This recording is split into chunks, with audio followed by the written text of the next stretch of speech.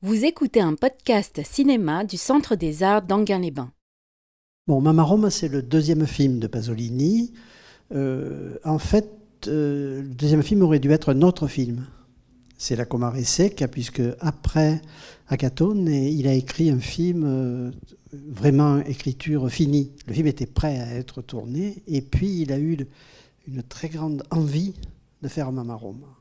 Et du coup, il a laissé tomber La Comare Secca, et il en a fait cadeau à Bertolucci, qui était un très jeune garçon, qui habitait dans la même maison que lui. Et du coup, Bertolucci a eu beaucoup de chance, puisqu'il a fait, lui, très jeune, le deuxième film de Pasolini. Enfin, celui qui aurait dû être le deuxième film de Pasolini.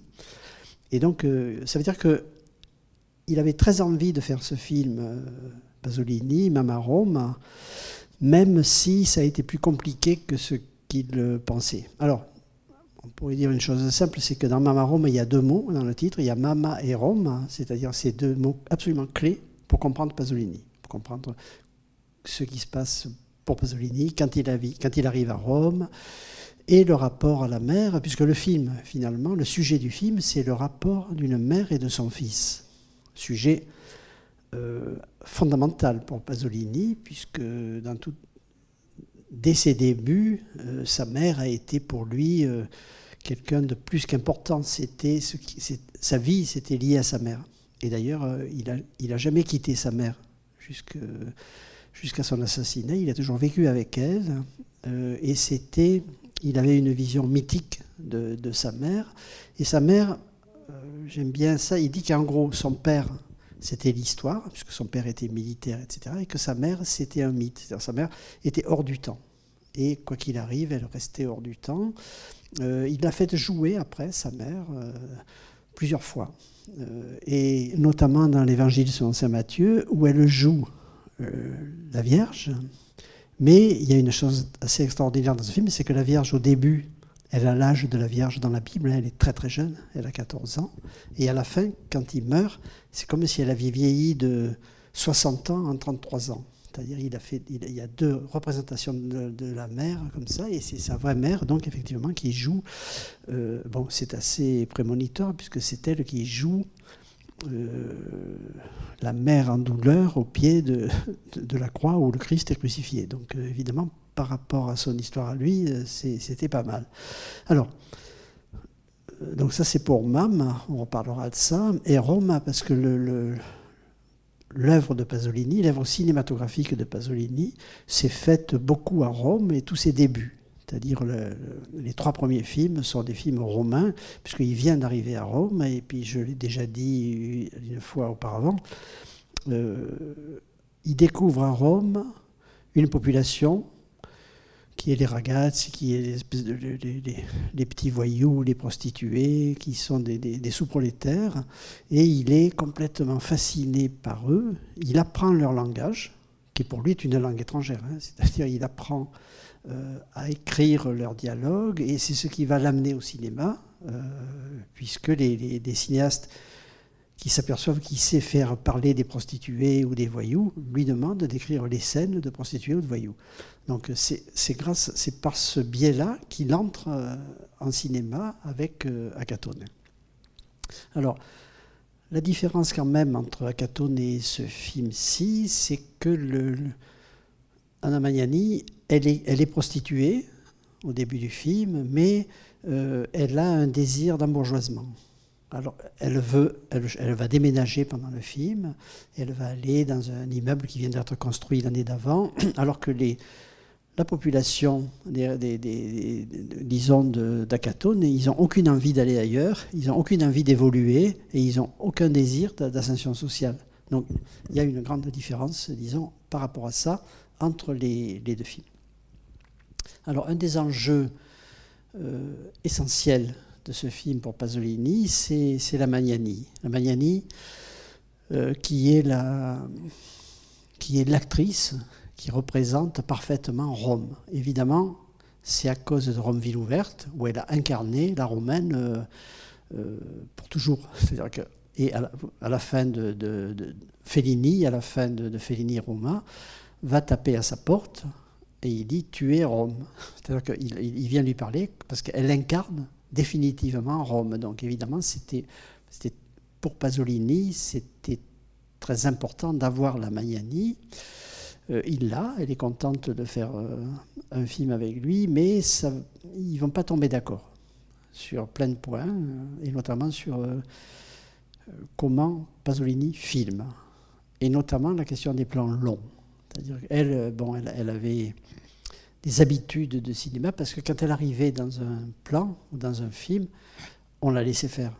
On la laissait faire, elle prenait tout son temps, elle mettait en scène elle-même sa présence dans le plan. Avec Pasolini, ça ne se passe pas comme ça, et il y a des frictions. Il y a de la tension entre eux, et une fois, j'ai eu la chance de retrouver ça. Pendant le tournage, Pasolini sent que ça ne va pas entre eux, et donc il appelle son assistant, il lui dit « Va me chercher un magnétophone, je vais m'expliquer avec elle ». Ce qui est bizarre, c'est qu'il est enregistré. Et donc, il y a un enregistrement absolument magnifique où ils sont pas sur le plateau, ils sont à côté, dans un, je sais pas, où il y a un lavabo, et ils s'expliquent. Et c'est magnifique, puisqu'elle lui dit ses griefs contre lui, et lui, il lui explique ses griefs contre elle. Donc, mais en même temps, évidemment, s'il a enregistré ça, c'était pour en faire quelque chose, c'était pour que ça existe et en faire quelque chose. Donc cet enregistrement, je l'avais mis dans l'expo Pasolini-Roma, et c'était quand même un truc passionnant. Il y a plein de gens qui ignoraient même l'existence de cette explication entre la Magnani et Pasolini. Alors, je reviendrai sur tout ça après. Le garçon qui joue le rôle du fils, qui est un garçon très étrange. Son visage est étrange, sa façon de bouger est étrange, il est très singulier. C'est pas juste un ragazzo, il est bizarre. Enfin, il a un truc étrange qui évidemment a fasciné Pasolini. Alors, ce qu'a fait Pasolini, c'est très simple. Il est allé le chercher dans les restaurants de Rome. Il regardait, il allait devant les restaurants. À Rome, les gens mangent dehors l'été. Et donc, il regardait les jeunes serveurs, et il est tombé sur lui, et il lui a proposé de faire le film. Donc, du coup, le scénario met cet acteur à sa place dans la vie. Donc, parce qu'il y a la scène très belle où sa mère vient le voir et il amène les plats et tout. Et on voit qu'il a d'une habileté incroyable. Évidemment, c'était ce qu'il faisait dans la vie réelle. Donc, on sent dans le film que le rapport est très beau entre Pasolini et lui. On sent que la façon dont il se sert de son opacité, parce que cet acteur est assez opaque comme ça, assez troublant. Et Pasolini, évidemment, adorait ça. Alors, il y a une curiosité dans ce film, c'est à la fin, à l'hôpital, le type à qui on vole la radio, c'est l'acteur du voleur de bicyclette. Bon, évidemment, pour Pasolini, c'était important. Après, je ne sais pas si les gens à l'époque l'ont reconnu ou pas. Voilà, donc je reviendrai après sur une question qui est très très importante dans ce film, comme dans Acatone, et c'est la zone à Rome entre les habitations et le terrain vague et les déchets et tout ça, qui là est central. Hein. C'est-à-dire que le fils, il est dans l'appartement bien rangé de sa mère, et quand il sort et qu'il se fait attraper un peu par la bande, il se retrouve dans une zone qui n'a plus rien à voir, où on voit qu'il y a des déchets jetés par la ville. C'est là où il y a lieu le sexe, puisque quand il couche avec la jeune fille, c'est là où ont lieu les bagarres, c'est-à-dire c'est le lieu du sexe, de la violence et des déchets, en gros, pour aller vite. Donc, dans ce film-là, c'est très clair et très net. Bon, je m'arrête là et on en parle après le film. Oui, donc la présence de la Magnani et la présence de l'acteur du voleur de bicyclette montre que ce film, Pasolini, quand il fait ce film, il se bagarre un peu avec le néoréalisme et avec Rossellini. Alors, Rossellini, évidemment, il a eu une très grande admiration pour pour ce cinéaste-là, et il raconte que quand il était très jeune au Frioul, il a fait 20 km en vélo pour aller voir Rome ville ouverte, donc c'est des films, et il y a un poème très beau de Pasolini, quand il arrive à Rome, à l'affiche d'un cinéma, il y a Rome ville ouverte, et il y va, et il est enthousiasmé. Donc c'est pas du tout une répulsion ni rien, sauf que la position de Pasolini est, voilà, à un moment il fallait faire ça, et maintenant il ne faut plus faire ça. Alors qu'est-ce que c'est qui l'oppose, enfin pas qui l'oppose, mais qui fait que il tire un peu un trait sur le style néoréaliste? Principalement, c'est le fait que dans le cinéma néoréaliste, le monde est continu. Dans Le voleur de bicyclette, c'est très clair. C'est-à-dire, on suit un personnage qui va de quartier en quartier, qui déambule, et on a l'impression que la ville autour est continue. Le monde est un. C'est l'idée de Bazin, hein, c'est la robe sans couture de la réalité. Et Pasolini dit, moi, la robe sans couture de la réalité, ça ne m'intéresse pas du tout. Moi, ce qui me plaît, c'est les coutures. Enfin, c'est le fait de... dans le monde, je ne peux pas considérer que les choses sont égales et continues. Ma poétique à moi, c'est de... Je regarde quelqu'un, ou je regarde un lieu, et je l'isole du monde. C'est-à-dire, je ne le prends pas dans le montage, je ne le prends pas dans la durée, c'est-à-dire... Bon, c'est sa grande idée, hein, stylistique. Il dit, je sacralise un petit morceau du monde. Je le sacralise. Ça veut dire que pour sacraliser, il faut découper, extraire un morceau du monde et le filmer d'une façon très précise pour qu'il y ait du sacré. Donc, voilà, en gros, le débat stylistique avec Rossellini, il est là. C'est clair que c'est le fondement même de cette différence. Et aussi, évidemment, l'histoire a passé depuis. C'est-à-dire on ne peut plus raconter dans les années 70 la même Italie que Rossellini au lendemain de la guerre. C'est-à-dire que du coup, les personnages qui intéressent Pasolini, c'est plus les résistants, héroïques ou pas, c'est plus ça ce qui l'intéresse, c'est quelque chose dont le cinéma italien a très peu parlé jusqu'à lui, c'est-à-dire c'est une autre couche de la population. Ceux qu'on ne voit pas, ceux qui sont mal vus parce qu'ils sont considérés comme des voyous, ceux qui ne parlent pas comme les autres, ceux qui ne travaillent pas. Donc cette population-là, elle n'avait pas trop droit de citer avant. Et Pasolini lui donne une existence littéraire, d'abord, avec ses 2 romans, puisqu'il parle le romanesque, etc. Et après, il leur donne une existence cinématographique de plein droit. Il n'y a pas d'alibi, il n'y a pas d'autre personnage que cette population-là. Donc, changement de sujet et changement de style. Du coup, Rossellini est assez loin. Alors, ceci dit, j'adore ça dans Mamma Roma, il dialogue sans arrêt avec Rossellini, et notamment la scène finale, qui est incroyable, parce que la scène finale, c'est Rome ville ouverte 2 fois. C'est-à-dire, il y a la course de Magnani quand elle quitte le petit marché. C'est évidemment la course de Magnani à la mort dans Rome ville ouverte, quand elle se fait tuer par les soldats. Donc il y a la même idée de... Voilà, il y a un rythme d'un seul coup qui se met en place. Et ce rythme est un rythme tragique dans les 2 cas. Puisque dans le premier cas, c'est elle qui meurt, et dans le deuxième, c'est son fils qui est mort. Donc ça vient droit de Rome ville ouverte, alors qu'il n'y a pas ça dans le reste du film. Il n'y a pas une scène comme ça qui serait fulgurante et qui serait faite sur une trajectoire, parce que la scène de Rossellini, c'est une pure trajectoire. Il n'y a pas de pathos, il n'y a pas de... C'est-à-dire, c'est au montage et au filmage, voilà, d'un seul coup, elle se met à courir à toute vitesse. Et ça suffit pour créer l'émotion. Rossellini pensait que l'émotion, elle naît d'un changement de rythme et pas du contenu. Enfin, l'émotion digne, elle naît, et là, c'est un des plus beaux exemples. Donc il fait ça, et en plus, à la fin de Rome ville ouverte, les enfants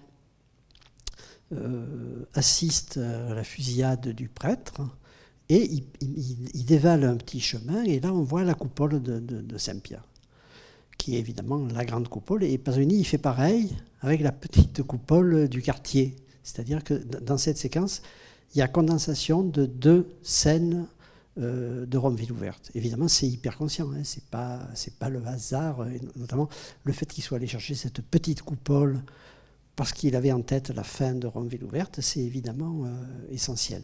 Alors, C'est aussi la cause des problèmes avec la Magnani.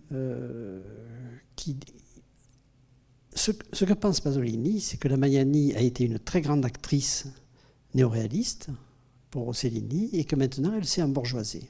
Et il dit on ne peut plus lui faire jouer un rôle comme elle jouait pendant la guerre. C'est-à-dire, elle a gagné de l'argent, elle est devenue petite bourgeoisie, donc c'est fini. Il dit, je ne peux plus obtenir d'elle ce que Rossellini a obtenu d'elle.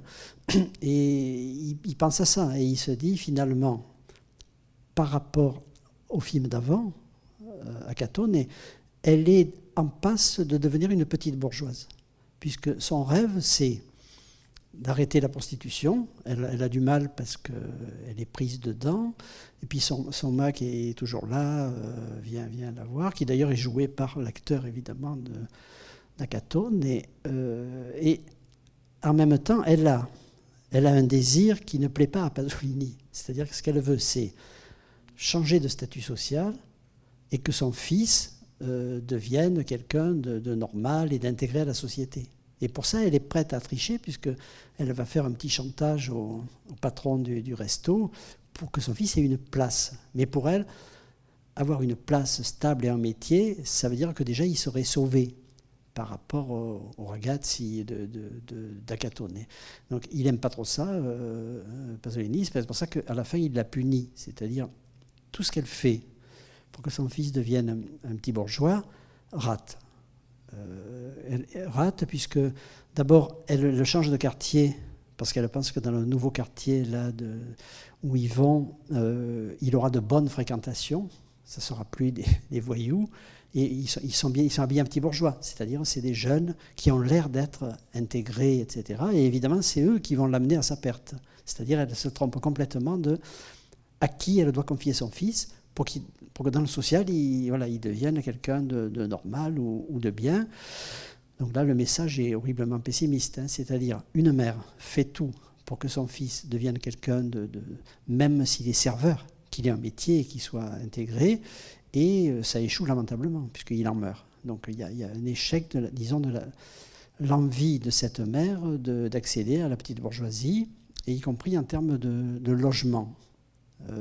Puisqu'elle quitte un quartier, un immeuble qui est un immeuble populaire, et elle va dans des immeubles tout neufs qui viennent à peine, quand Pasolini tourne, ces immeubles ont 1 an. C'est des immeubles construits avec la loi Fanfani, c'est-à-dire c'est des immeubles justement pour donner des logements nouveaux après la guerre à une population. Et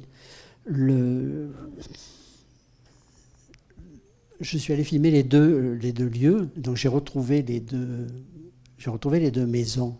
Et aujourd'hui, bizarrement, ça s'est inversé. C'est-à-dire qu'aujourd'hui, la première maison est très belle, elle a été bien entretenue, celle qui était censée être la maison des pauvres.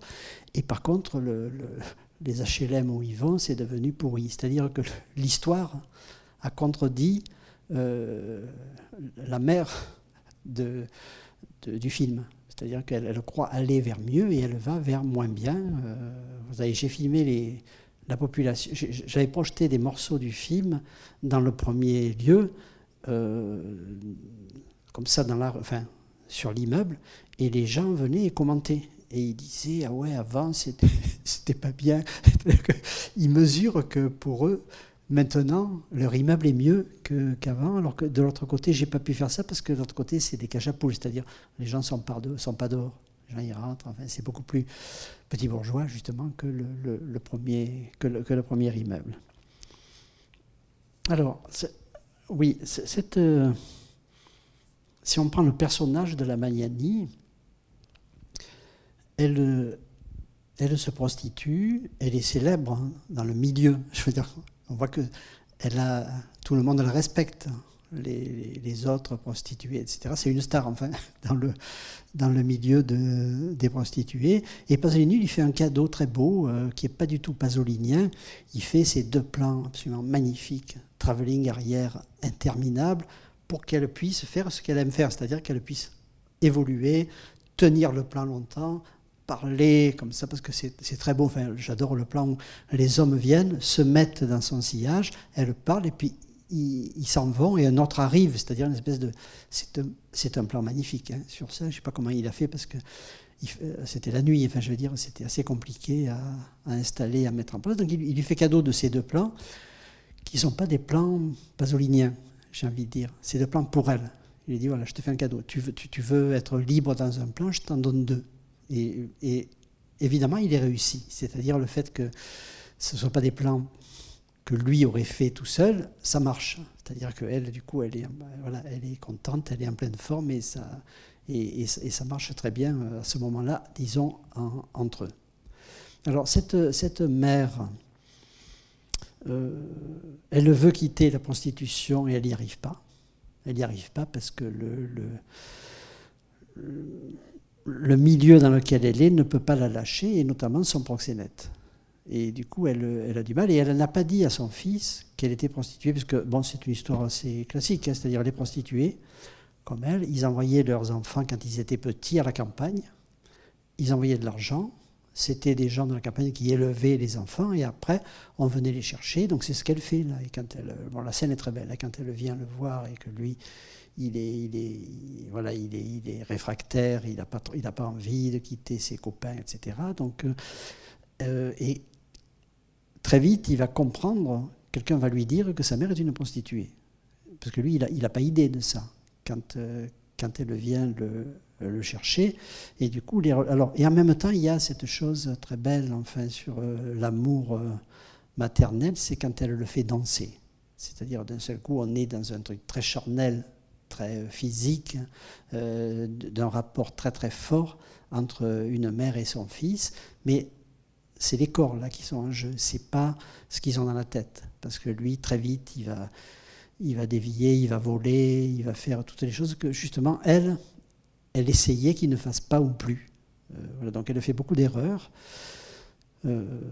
et elle le pousse dans le vice, puisque la scène est très belle quand ils arrivent dans la nouvelle maison et elle dit regarde, ils sont bien habillés, tout ça, c'est-à-dire elle ne voit pas que le vrai danger pour son fils, c'est pas les petits voyous qu'il a quittés avant, c'est eux. Ils sont habillés un petit bourgeois, mais c'est eux qui vont faire le malheur finalement de son fils. Oui. Je voulais juste revenir sur la question des appartements. J'ai un souvenir de lecture qui est assez ancien, d'une vie violente. Il me semble que peut-être que je me trompe, hein, que le personnage principal finit par emménager dans un appartement type HLM. Enfin, il finit par s'embourgeoiser en fait. Enfin, il y avait un peu cette trajectoire. Est-ce que c'est un peu la même chose ou pas du tout? J'ai pas lu suffisamment récemment le roman pour répondre à ça. Je sais pas. Enfin, je sais pas. J'irai voir, mais pour le moment, je sais pas. Alors, en revanche, parce que j'avais une remarque en fait à faire sur la perception du film. En fait, je pense qu'aujourd'hui, quand on voit ce film, on comprend bien, le désir du personnage de Mama Roma, en fait, de sortir de la prostitution. Ça paraît absolument légitime. On a envie qu'elle réussisse. Et évidemment, quand elle échoue, c'est tragique. Voilà, c'est affreux.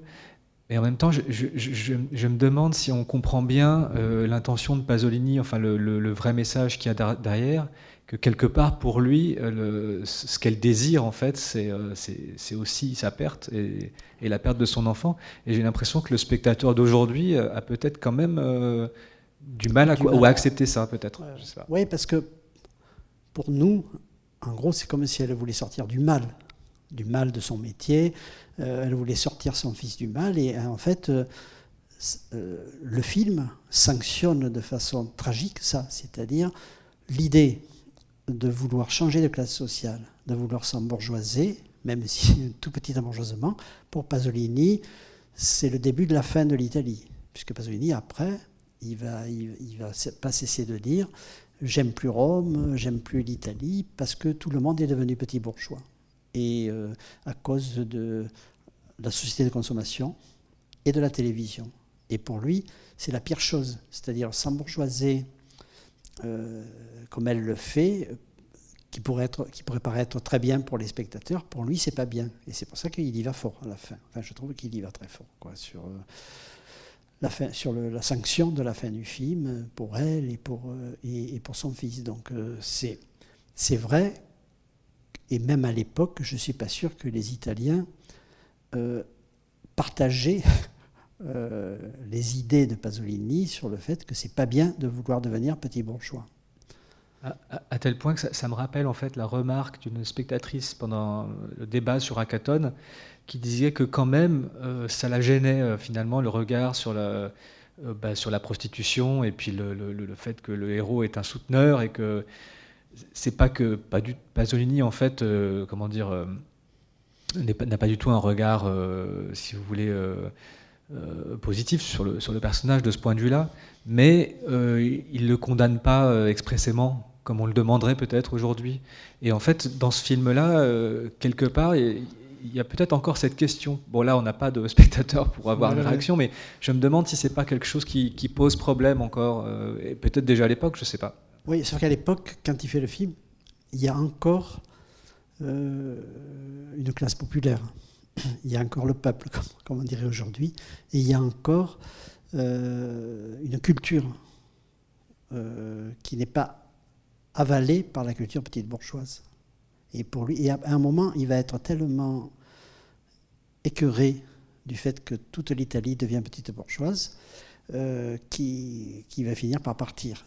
Il va finir par aller tourner dans le tiers-monde, où il va tourner des films mythiques, c'est-à-dire que le moment là de Mama-Rome, c'est le moment dur, où il dit, voilà,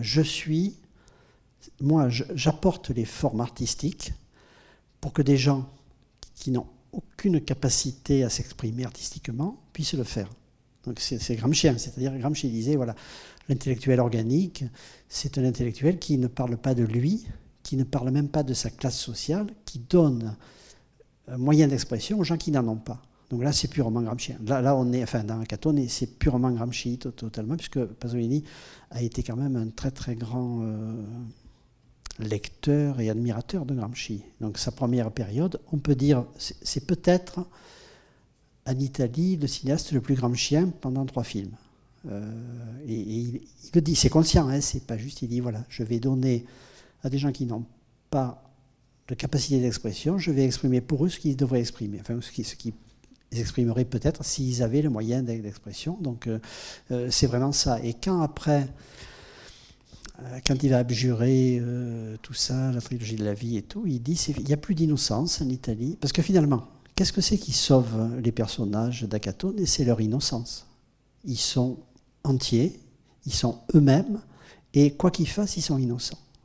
Et pour Pasolini, c'est la plus grande des valeurs, hein, l'innocence. Et à un moment donné, quand il se disputait avec Laura Betti, il s'écrivait des horreurs, il lui dit, c'est simple, toi tu es intellectuel, etc., mais il n'y a rien de mieux que l'innocence. Et l'innocence, où on est pour, on est contre, mais pas ce que font les innocents. Un innocent peut se prostituer, etc., c'est pas important. Ce qui est important, c'est l'innocence, parce que pour Pasolini, c'est l'innocence qui est sacrée.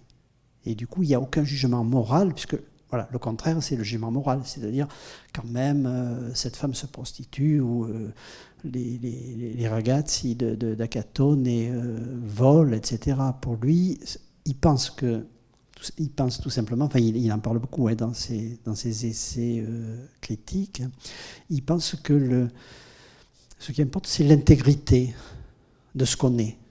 Et peu importe si on est un voyou, une prostituée, il dit, ça, ce sont des gens intègres, alors que les petits bourgeois, non. Les petits bourgeois, ils rusent, ils trichent. Voilà, donc pour lui, c'est une ligne très très forte, hein, puisque quand il va faire la trilogie de la vie, il va dire, je veux pas voir ce qui est devenu Rome, je veux pas voir ce qui est devenu l'Italie, je vais revenir à un état d'innocence. Et il fait des films, effectivement, qui sont absolument magnifiques sur l'innocence des corps, l'innocence du sexe, etc., sans jugement moral, sans rien. Et quand il a fini ça, il déprime profondément et il dit « j'avais tort ». Parce que cette innocence que j'ai fait semblant de mettre en scène, elle n'existe plus. Donc j'ai eu tort de faire croire qu'elle existait encore. Donc, et même les petits jeunes prostitués qu'il a il a fréquenté toute sa vie. Il dit ils sont plus ce qu'ils étaient. Enfin, quand je suis arrivé à Rome, ils étaient innocents. Là, ils ne le sont plus. Ils sont calculateurs. Voilà. Et du coup, il les aime plus. Enfin, il les aime sexuellement puisque c'est son objet de désir, mais c'est tout, quoi. Il est perdu. Et Ninetto d'Avoli, parce que Ninetto d'Avoli, il le rencontre à ce moment-là. Hein. Bon, quand il tourne Mamma Rome, la même année, il tourne La Ricotta. Et il y a quelqu'un qui est sur le tournage de La Ricotta, qui est son frère, et qui va l'amener sur le tournage. Ninetto et Pasolini tomberaient amoureux de Ninetto d'Avoli, et ils vont vivre quand même plus de 12 ans ensemble, tout le temps. Il l'amène partout, etc. Et Ninetto dit, l'entretien que j'ai filmé avec lui, Ninetto dit ce qu'il a aimé en moi, c'est mon innocence. Et il a raison. Je veux dire qu'on est loin, très très loin du truc, si on paye un jeune prostitué, c'est dégueulasse, etc. On est très loin de la façon dont ces choses-là étaient pensées par Pasolini et par Ninetto. Aussi, pour qui après, il dit dans l'entretien, c'était mon père, ma mère, ma sœur et mon frère. Il oublie amant, mais parce que c'est pas le plus important. Enfin, je pense que vraiment l'histoire d'amour entre Pasolini et Ninetto, et quand Ninetto va le quitter pour se marier, ça va être la plus grosse dépression dans la vie de Pasolini. Ça veut dire que il y a le sexe d'un côté, mais il y a l'amour de l'autre. Et l'amour, je pense que Ninetto est l'homme, enfin, ou la personne pour qui il a eu le plus d'amour, peut-être après avec la Calas, mais c'est un autre ordre. Parce qu'avec la Calas, il y a eu aussi une vraie histoire d'amour, évidemment hors sexe. En tout cas, ce n'est pas le sexe qui est important. Le sexe est un besoin. Toute sa vie, Pasolini, il est sorti le soir à minuit pour draguer des prostituées, mais voilà, c'est pas contraire avec l'innocence. Ce qu'aujourd'hui, si on dit ça, heureusement, il n'y a personne, les salles hurlent. Mais c'est vrai que c'est pas parce qu'il y a transaction. En l'occurrence là, voilà, c'est pas. Et quand il arrive à Rome, il est absolument séduit par ça, puisqu'il se rend compte que les jeunes garçons ne sont, comment dire, ils restent eux-mêmes. Ils deviennent pas. C'est pas parce qu'il y a prostitution comme ça, en plus assez choisi, hein, qu'il y aurait une relation totalement dégoûtante et de subordination. Aujourd'hui, on ne peut plus dire ça. Ce que vous voulez dire, peut-être, c'est que finalement, le fait qu'il y ait une transaction, enfin de l'argent, ça ne les abîme pas en tant qu'être, alors que du point de vue bourgeois, c'est le fait qu'il y ait une transaction qui les abîme, finalement. Tout à fait. Mais aujourd'hui, c'est quelque chose qui va vraiment pas de soi, c'est vrai. Aujourd'hui, c'est tout simplement impensable. Voilà, ce que dit Pasolini de ça, aujourd'hui, c'est impensable et indicible. Aujourd'hui, plus personne ne peut dire quelque chose comme ça. Alors, je viens sur un point qui est pour moi fondamental, hein, pour comprendre Pasolini. C'est l'histoire de la limite entre la cité et le hors-cité. C'est-à-dire la cité, c'est les maisons, c'est la société organisée, c'est le capitalisme, etc. Et puis il y a, en Italie, à Rome c'est comme ça, c'est-à-dire qu'à Rome, en France c'est fini cette coupure. En France on est à Paris, puis on est en banlieue, puis on est... alors qu'à Rome, moi j'adore ça, on est dans des immeubles, et au pied des immeubles, il n'y a plus rien. C'est le terrain vague, c'est le champ. Il n'y a pas cette zone intermédiaire.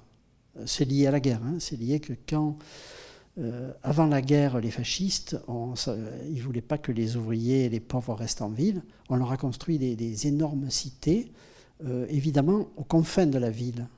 Après, ça a été un peu rattrapé par la ville. C'est-à-dire que c'était construit là où il n'y avait plus rien. En gros, l'idée, c'était on les met là où voilà, ils vont venir travailler, comme on voit dans le voleur de bicyclette, puisque le voleur de bicyclette se passe exactement là. Hein. Au début, il y a le champ, et puis il y a les HLM fascistes, comme ça. Et après la guerre, ces constructions ont continué, les mêmes, j'ai envie de dire, que celles des fascistes. C'est-à-dire le fait qu'il y ait eu la guerre n'a rien changé. L'État, avec cette fois parfois des raisons de gauche, a dit on continue à construire. Et là, c'est le cas de la deuxième maison. C'est-à-dire elle est au bord du parc des Aqueducs, où il y a des vieux morceaux de chicots romains. Il y a, d'un seul coup, c'est comme si l'histoire contemporaine s'arrêtait là aux façades, et à côté, il y a l'Antiquité, il y a tout ça. Et puis, j'adore, moi, dans ce film, dans Mama-Roma, l'espèce de fossé. Et on voit un moment, quand ils descendent, il y a du vent, et le vent fait tomber des saletés, c'est-à-dire l'idée, c'est l'anomie, hein, c'est l'idée de Durkheim, c'est l'anomie, c'est-à-dire il y a des zones qui sont régulées par le social, par l'argent, par les valeurs, etc. Et puis à côté, il y a des zones où tout ça est oublié, qui sont vraiment à l'écart de toute la morale et tout ça, des autres zones.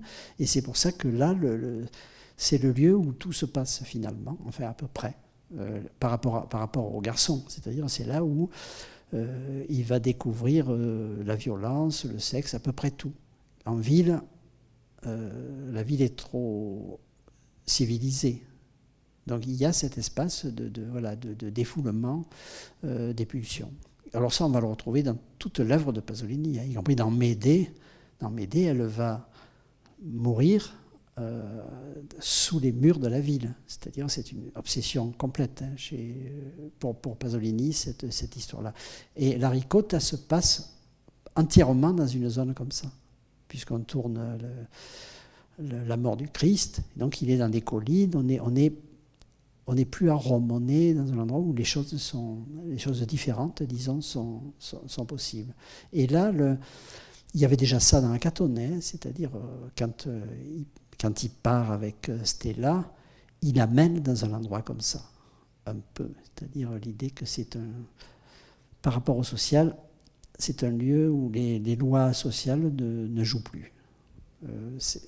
Et là, on voit bien, il y a aussi les scènes avec les motos et tout ça, ça se passe là. C'est-à-dire que c'est une zone qui est un peu chaotique, comme ça. Et elle, quand elle le suit, son fils, elle arrive sur une zone comme ça et elle voit qu'ils font des trucs comme ça. Donc même la structure géographique est chaotique. Il n'y a plus d'ordre. Voilà. L'ordre, c'est la ville, et à côté, il n'y a plus d'ordre. Donc là, enfin, pour moi, dans ce film-là, c'est vraiment très, très beau. Et l'aqueduc, la zone des aqueducs, c'est une zone, à la fois c'est hors de la ville, et à la fois c'est quand même régi un peu par le social. Quand il rencontre les trois filles au pied du rocher, il y a de la séduction, on n'est pas encore dans la pulsion, on est encore dans une forme de social, malgré tout, dans cette rencontre-là. Alors là, je suis allé filmer là, l'endroit où il fait où il est sous les trucs, il joue avec une espèce de bâton, il fait le pitre pour les trois filles, et aujourd'hui c'est absolument ridicule, c'est-à-dire que les petits chicots là qu'on voit, ils sont entourés de grillages, c'est interdit d'approcher, c'est-à-dire ce qu'on se dit, ils sont fous, alors qu'à Rome, il y a des choses qui sont très précieuses, qui sont même pas protégées. À Rome, on peut partir avec un morceau de mur antique sans le moindre problème. Et là, où c'est rien, enfin, c'est vraiment des chicots, ils ont fait des grands trucs autour, on ne peut plus approcher. Il y a des filles de faire barbelés, quoi, pour approcher de là où il se cache, comme s'il fait coucou aux filles et il joue, quoi, comme ça. C'est devenu une espèce de... Ça le rendrait pas content du tout, Pasolini. Parce qu'il a filmé ces lieux, c'est devenu des chasses réservées, enfin, et même les touristes, alors qu'aucun touriste a envie d'aller là. Hein, c'est pas... Et Ninetto habite là. Ninetto habite aujourd'hui, là où il y a les chicots, là, il habite exactement en face. Il est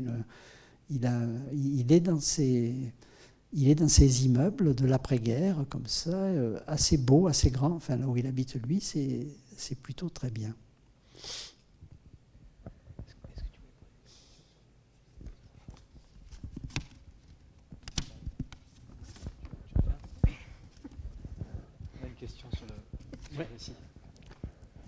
Moi, c'était la première fois que je voyais le film, et la fin, j'ai pas très bien compris.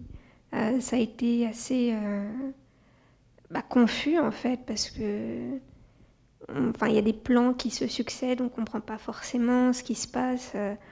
Mais en même temps, après, j'ai remarqué que,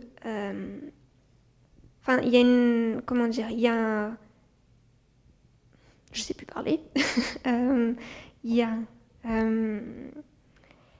Enfin, il y a le film est assez réaliste et ce moment-là est assez fantastique, on dirait. Et, enfin, ça aussi, c'est un contraste entre tout le film et cette fin. Et je pense que c'est aussi ça qui m'a un peu perturbée en voyant...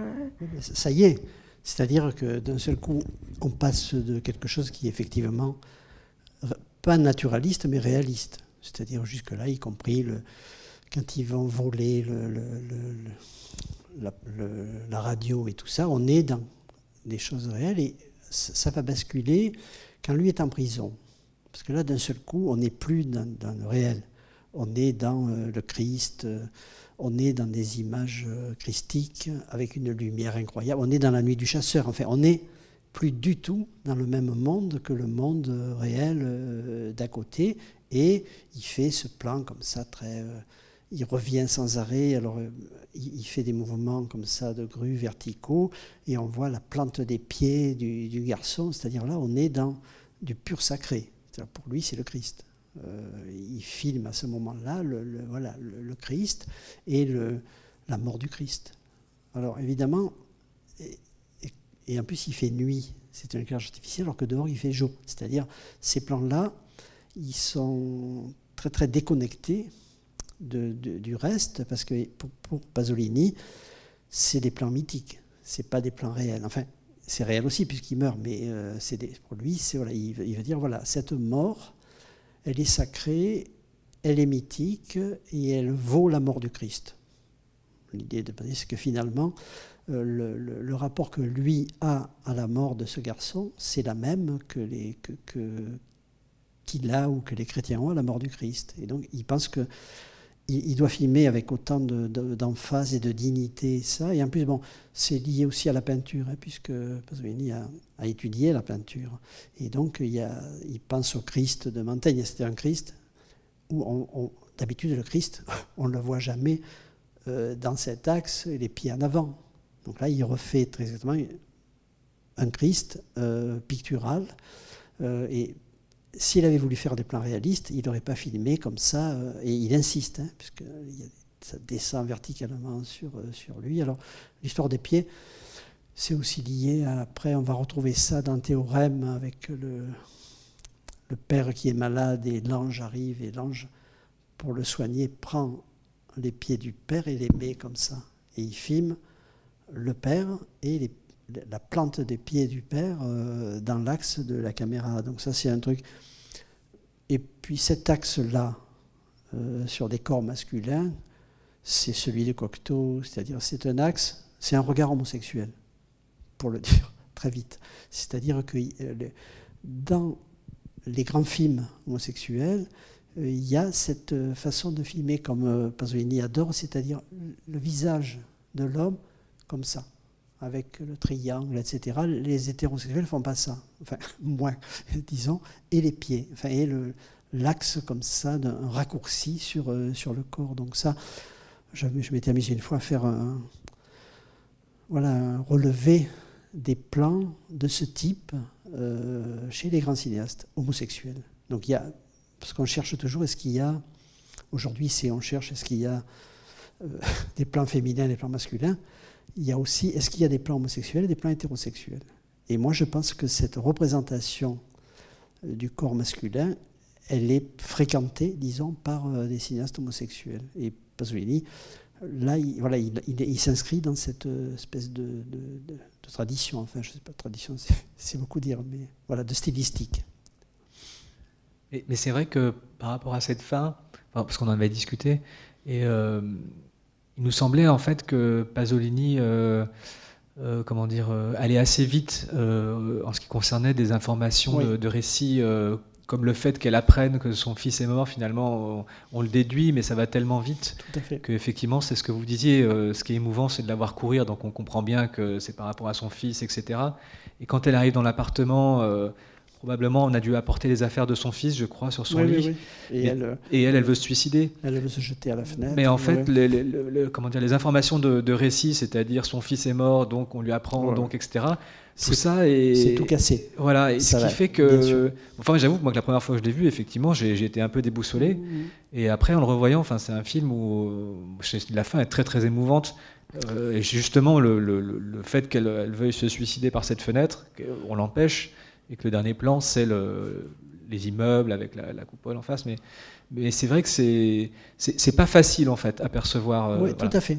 Mais parce qu'en fait, là, je pense que vraiment, ça vient de la mort de la Magnani dans Rome Ville ouverte. Parce que la mort de la Magnani dans Rome Ville ouverte, aucun cinéaste au monde avant Rossellini ne l'aurait filmé comme ça. C'est-à-dire, ça va, c'est long, les Allemands arrivent, etc. Et puis d'un seul coup, il fait ça en 3 secondes, quoi. C'est-à-dire, elle est attrapée par les soldats, elle part en courant, il se met dans l'autre axe, on entend le coup, elle tombe et il revient à côté. C'est-à-dire, c'est une espèce de rythme hyper saccadé où il ne prend pas le temps de raconter Rossellini. Ça, c'est la fin de Mamma Roma. Enfin, pour moi, le modèle est sûr. Je pense qu'il s'est dit, voilà, je vais faire mourir la Magnani, je vais produire la même émotion dans mon film que la mort de la Magnani dans Rome Ville ouverte. Donc, et c'est pour ça que, vous avez raison, d'un seul coup, ça devient un rythme qui est de notre ordre. Un rythme saccadé, un rythme cassé, et l'émotion, elle est faite sur le rythme. En l'occurrence, là, l'émotion, elle est faite plus sur le rythme que s'il avait pris le temps de raconter, où ça aurait été pathétique. Et il ne veut pas que ce soit pathétique. C'est-à-dire, ce qu'il veut, c'est nous choper par le rythme, par le visuel, et que l'émotion, elle vienne du cinéma, qu'elle ne vienne pas du contenu. Moi, effectivement, du coup, en le revoyant, je l'avais peut-être vu 1 ou 2 fois avant, il y a longtemps. Et ce qui m'a vraiment ému, en fait, c'est le dernier plan où, comme je vous disais tout à l'heure, elle voit en face d'elle, à travers la fenêtre, ces immeubles, en fait, qui, en fait, ça fait comme un mur, en fait. Et je trouve on sent vraiment le côté tragique, pour le coup, là, on comprend que c'était fichu d'avance, de toute façon, et qu'elle allait vers ça, en fait, et que c'était sa perte. Et je trouve ça très fort qu'en un chant contre chant, finalement, tout est résumé du film. Voilà. Parce que là, elle a le nez sur son échec. Oui. Elle a voulu échapper à sa classe sociale, elle a voulu échapper, et elle a le nez dessus, quoi. C'est-à-dire, c'est tout ce qu'il ne fallait pas faire.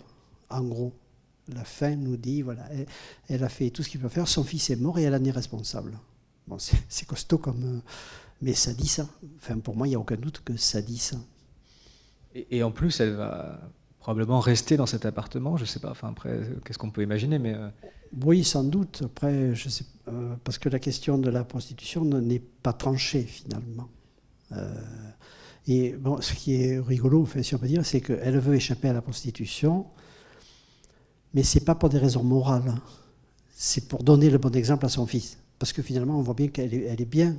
Je veux dire, la prostitution qu'elle pratique, c'est son espace d'évolution, ça lui permet d'être comme ça, à l'aise, de parler, on voit bien que...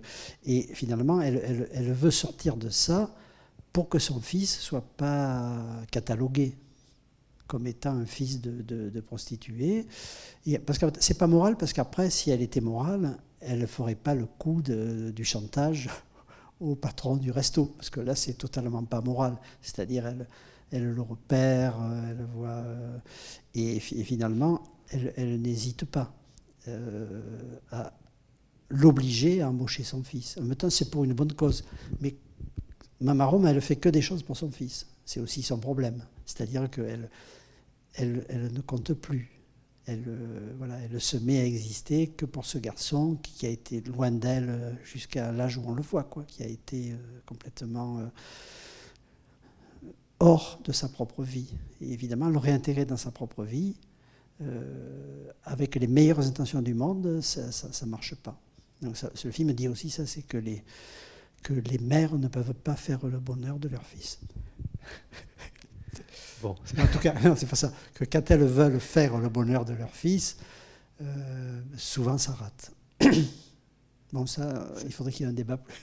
C'est pas très joyeux, mais je voulais juste ajouter Moi, j'aurais aimé que vous me disiez, enfin, qu'est-ce que vous pensez d'une comparaison du film avec Les Nuits de Cabiria parce que Nuits de Cabiria, donc c'est un film qui parle oh, j'ai oublié le nom de l'actrice, pardon, l'actrice fétiche donc de Fellini, et qui est prostituée.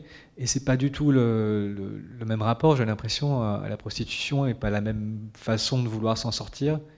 Et je dis ça parce qu'en fait, on avait redit l'autre jour que Pasolini avait écrit les dialogues de ce film. Et voilà, et je trouvais ça assez intéressant peut-être de voir les deux films pour voir deux manières de grands cinéastes de traiter de ce problème-là, parce que oui, malgré tout, la prostitution, ça a quand même toujours été quelque chose de scandaleux, que ce soit dans les années 50 ou aujourd'hui.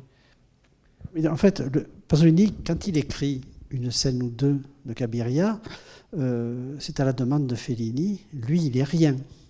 Pasolini, il est rien du tout. Il a écrit 2 romans, il n'a jamais vu une caméra, et donc il est assigné par Fellini à une fonction très très précise. Tu connais le langage des prostituées et des macros, donc tu m'écris la scène dans leur langage. C'est très technique finalement.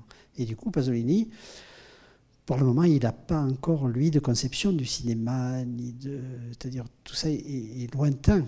Il est content parce qu'il gagne de l'argent avec ses petits travaux d'écriture de scénario. Mais l'univers de Cabiria, c'est l'univers fellinien qui est effectivement très, très, très différent de l'univers de Pasolini, et y compris sur un sujet commun qui est celui de la prostitution. En fait, je pense que ce qui me fait rapprocher les deux films, c'est que, évidemment, Pasolini a écrit les dialogues, mais c'est que le personnage de la prostituée dans Les Nuits de Cabiria, elle a quand même un petit peu ce côté grande gueule, côté gouaille, etc. Et on a cette impression que finalement, alors bon, elle le vit beaucoup plus mal, on va dire, que Mama Roma, mais elle veut s'en sortir, etc. Mais est-ce que quelque part, le fait que Pasolini ait écrit le dialogue, ça a insufflé un petit peu de cette vie du personnage, en fait, ou est-ce que non? Franchement, je pense pas, parce que Fellini il savait ce qu'il voulait. Non, il a son monde constitué, c'est-à-dire que je ne crois pas que Fellini ait pu se laisser séduire ou impressionner par Pasolini à ce moment-là. Après, c'est autre chose. Et c'est vrai que le côté commedia dell'arte et des prostituées, c'est une tradition italienne. C'est-à-dire que la prostituée est une grande gueule, elle fait rire les autres. Donc ça, c'est une tradition culturelle. C'est-à-dire que Fellini, il fait que récupérer cette tradition quand il fait des scènes comme ça. Mais ça va commencer à bouger, ça, avec Antonioni. Quand il y a la séquence... les séquences de prostitution chez Antonioni, elles sont plus comme ça. Le côté gouaille, etc., c'est une image, disons, comme en France, dans le cinéma français aussi. Il y a eu, dans les années 50, les prostituées, elles étaient comme ça, elles n'étaient pas réalistes, elles étaient représentées de façon comme ça, flamboyante. Après, le flamboiement, évidemment, a disparu, quoi.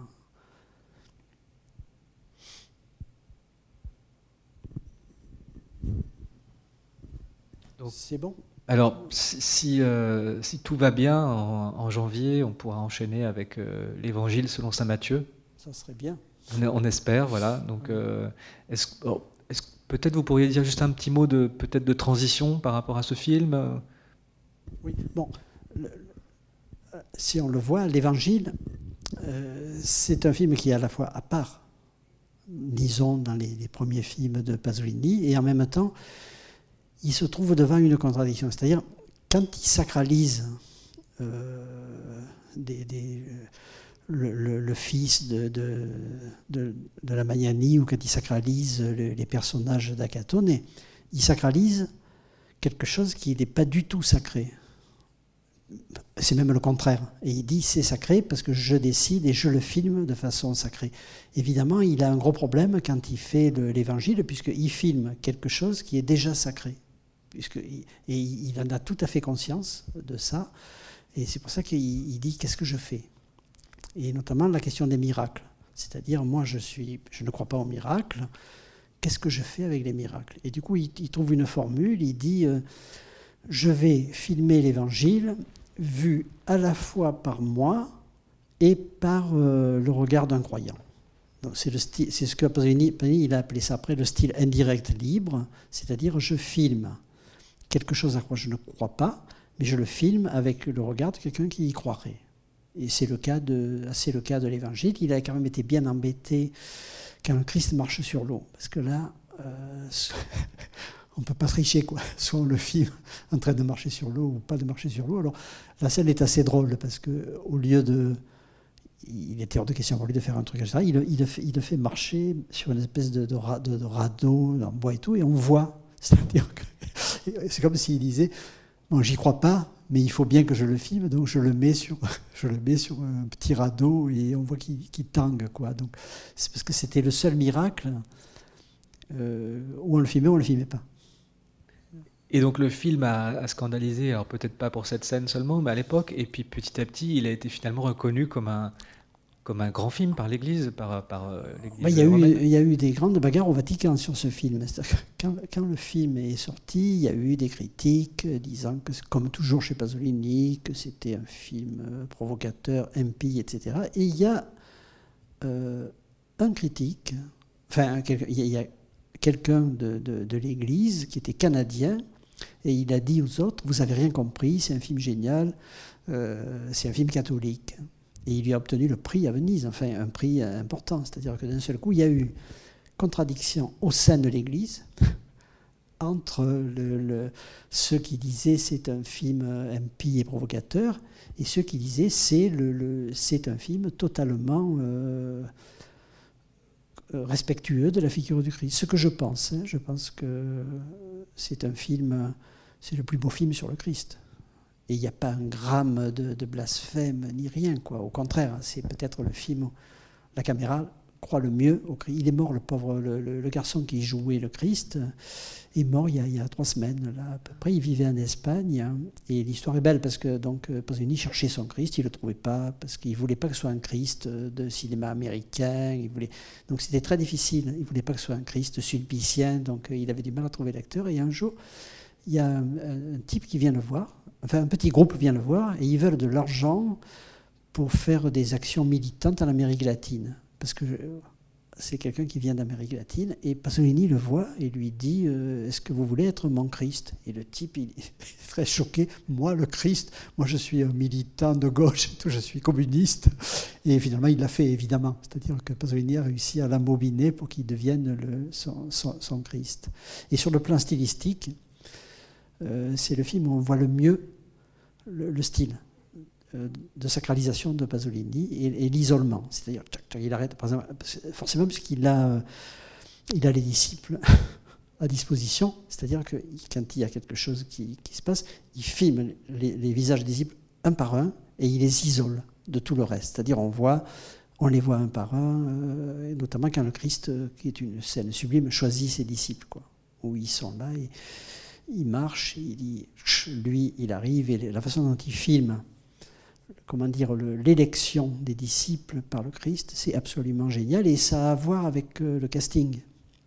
C'est-à-dire que, parce que Pasolini, pour faire les disciples, il met aussi bien un grand écrivain romain qu'il connaît que des garçons de boîte de nuit, c'est-à-dire qu'il fait un mélange incroyable de provenance des visages et des corps, disons, des disciples, comme ça. Et bon, ça, je vous le raconterai en privé après.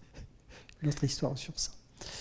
Est-ce que moi j'aurais envie, il y a un film qu'on ne pourra pas passer et que j'aurais beaucoup aimé passer, c'est La Ricotta, parce que c'est un moyen métrage et bon, je crois qu'il fait une demi-heure, donc c'est difficile à programmer. Mais je crois qu'il a été fait juste avant ou juste après comment dire, l'Évangile. Juste après Mama Roma. Non, il a été fait juste après Mama Roma, la même année que Mama Roma. Voilà, donc ça aurait été bien de le passer entre les deux. Et je voulais juste dire à nos spectateurs, peut-être s'ils peuvent regarder ce film avant de venir voir l'Évangile, et puis bien. On pourrait en redire un mot. Voilà, donc c'est un regret, mais c'est un film génial, dans lequel il y a Orson Welles d'ailleurs. Voilà, puisque Orson Welles est censé être en train de filmer le calvaire du Christ. Et donc, il y a les trois, il y a le Christ et les deux larrons à côté. Et le ce film-là a suscité vraiment les foudres des catholiques, puisque un des deux larrons est affamé, et pour se moquer de lui, les gens de l'équipe lui donnent plein de choses à bouffer, de la ricotte, et il en bouffe des kilos, et il meurt sur la croix, il meurt d'indigestion. Donc évidemment, le Vatican n'était pas très content de ça. Alors que ceci dit, tout ça, c'est aujourd'hui, on se dit, ça n'a pas de sens. C'est un film très pur. Si vous voulez, tout ce qui a été attaqué comme étant impie, etc., ça n'a pas de sens. En fait, il n'y a pas de blasphème réellement dans ce film. Au contraire, il n'y a pas du tout. C'est-à-dire, il dit, voilà, le larron meurt comme le Christ. C'est-à-dire, il y a égalité, enfin, si on peut dire, j'ai le droit de regarder le larron comme on regarde le Christ. Donc c'est toujours la même idée de Pasolini, c'est que l'innocence et le sacré, c'est pas lié au personnage historique. Et le film est absolument magnifique, effectivement. Et puis Wells est très bon, parce que Wells a adoré tourner avec Pasolini, donc il joue à Wells, enfin il est comme ça très... Et non, si les spectateurs pouvaient le voir, ceux qui peuvent le voir, ça doit se trouver facilement sur Internet, effectivement, ça serait bien de le voir avant la séance de l'Évangile. Et ben voilà, donc ça sera pour le 25 décembre, par exemple, ça serait une bonne idée de voir ça. Et puis on se retrouvera donc en janvier pour voir l'Évangile, on l'espère. Merci Alain Bergala.